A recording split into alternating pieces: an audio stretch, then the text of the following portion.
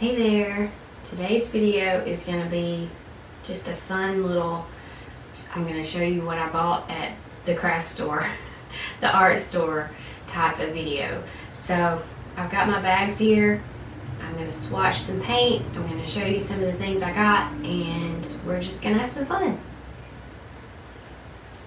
Okay, I'm going to turn off my fan because I think it's making a noise, but here's what I got. And I've been looking for a sketchbook that I wanted to be able to paint on, like all of the whole opening. So this is probably not the best one in the world, but I did find something that I think is going to work really well.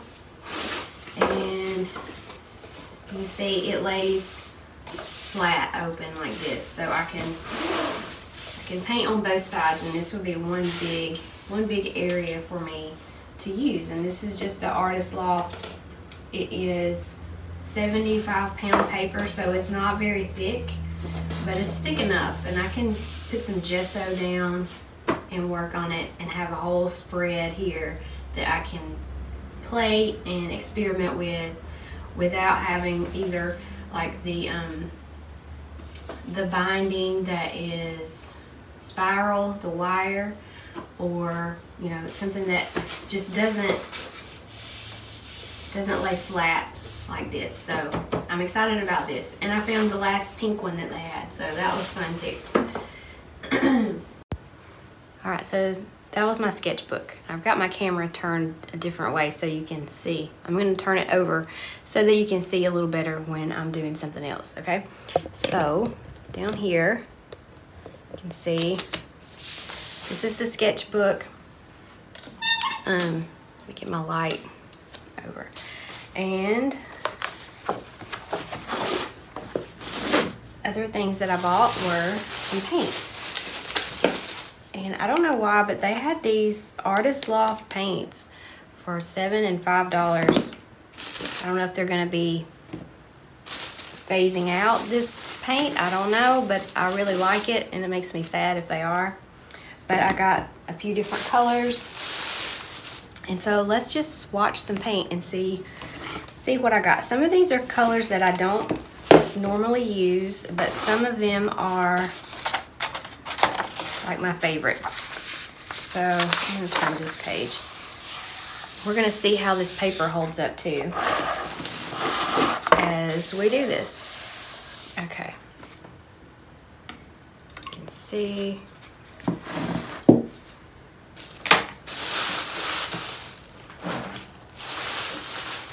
this over. So these, I probably should have bought more than I did. But these were the ones that I knew that I needed, and a few that I didn't know that I needed. So I ended up buying some things that are a different color than what I would normally buy. But this one is green gold, and I've used this one in a different brand, which I really like this color with a little bit of white mixed in it. So we're gonna swatch with just the color that it is first, just the pure green gold pigment. Let's do circles.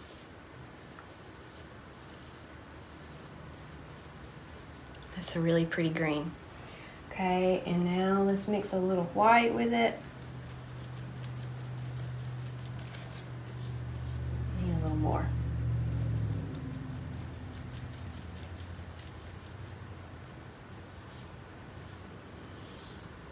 It's almost fluorescent.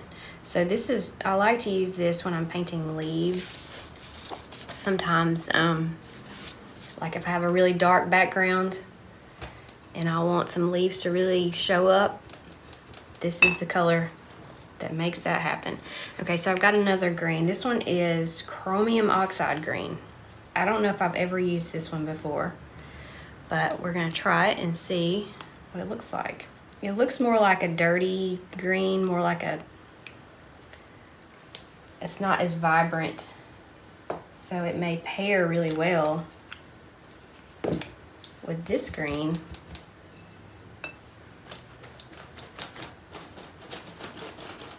Okay, so this is, ooh, it's almost like a Kelly green, really, but a little more muted. I do like that.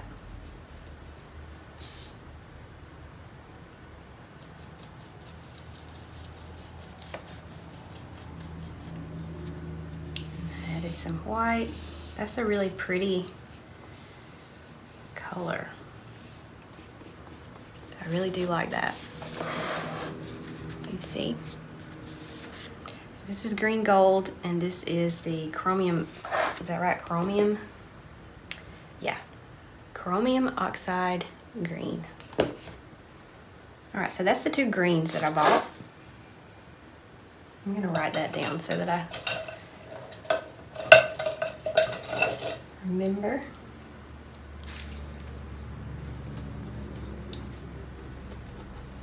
Also, when you're swatching paint, you may want to write down the brand, because colors can vary according to brand.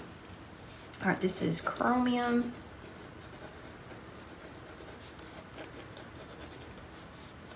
Chromium oxide green. I'm just gonna put AL for Artist Loft. Okay, this is a color I've never used before, and it is called Prussian Blue Hue. It looks like a really dark blue. So let's see what it looks like.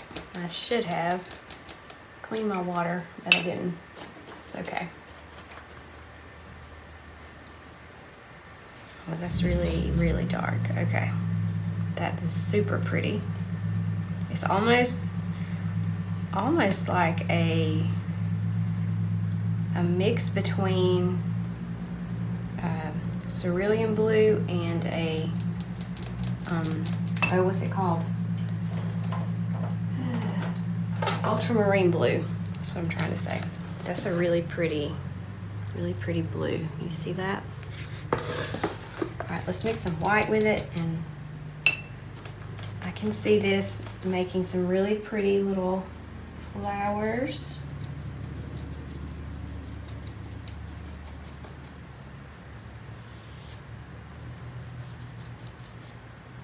And that would be a really good sky and watercolor if you're painting skies or water. It's really pretty. All right, so this is Prussian, I guess that's how you say it. P-R-U-S-S-I-A-N, Prussian Blue. And that's also Artist Loft. Okay, so this is a color that I use all the time, cerulean blue. I was completely out of it, so I had to get another one. So we'll just see the difference. Let's see the difference in this one and the Prussian.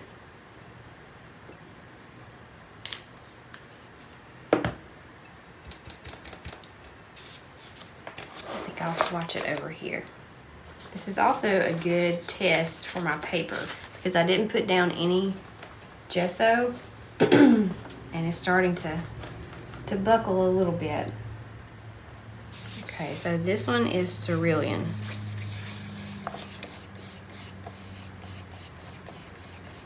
It's a brighter, definitely a brighter blue. This one is a deeper, almost purpley blue, which is why I said it leans more toward a ultramarine.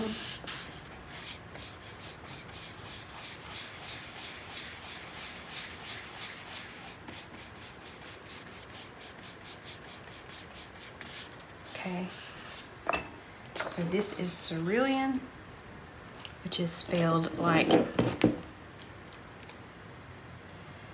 C-E-R-U-L-E-A-N.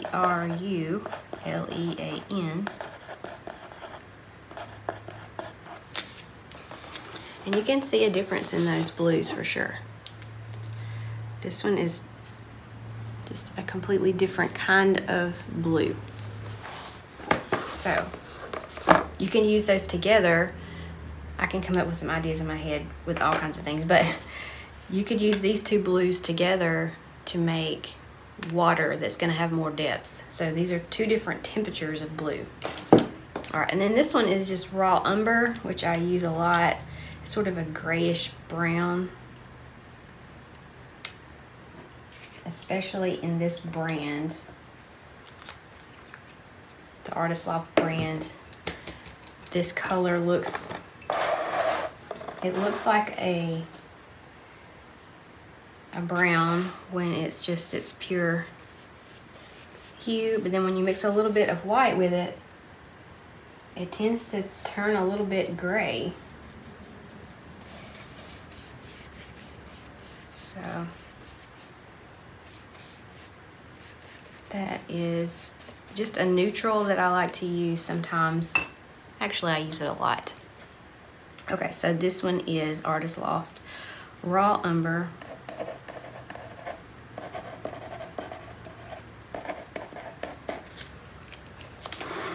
Okay, so there are my new paint colors that I just bought. And I may want to go through and just swatch lots of different colors in my new sketchbook just to have a reference. And it just looks pretty. I like the way that it looks. Okay, so next, what did I get next? Let's put these over here. Oh, I know. I got some clay. I don't need to close that yet. Okay. I got another block of my favorite air dry clay, which I haven't done in a while, but I'm planning to make something with this that's going to be offered on my website soon. So I'm gonna let you watch me get started and do a little bit of work with some clay next. But that was all that I bought, I believe. No, I got some Rub and Buff to put on some frames and things. Rub and Buff is, if you don't know, it's like a wax. It comes in a little tube. You can get it in different finishes. This one is antique gold, and you just take a little bit on your finger and rub it on whatever you want it to be, or whatever thing you want to be this color, and it works on just about anything, especially good for metal. And I've got a frame that I want to put some of this on, but I haven't prepared it or got it completely ready for that yet. But these are all the things that I bought, and now we're going to do some clay work.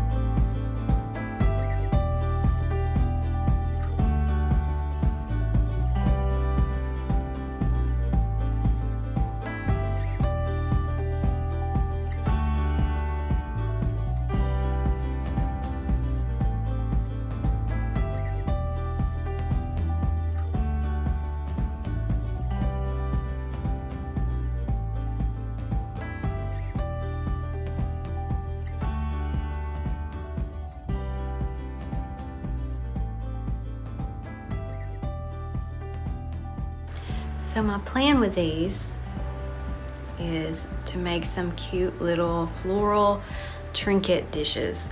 So I have one beside my bed that I put like my rings in before I go to sleep at night. And I just thought these would be something that could be a very unique and cute little something that I can offer. And I love playing with clay. I love making things that are useful also. So we're gonna make up a few of these in different sizes. Each one will be completely original and different, and I will paint some florals on there, and these will be available on my website very soon. So we'll have some new clay pieces. I'm also going to have some new original paintings that are going to be available on my website soon too. So if you'd like to get on a list, an email list where I notify customers or followers who are interested in new things that are coming, you can look down below and there'll be a link there for you to get on that email list. And I'm going to keep working and making some more of these little trinket dishes, and I will see you next week.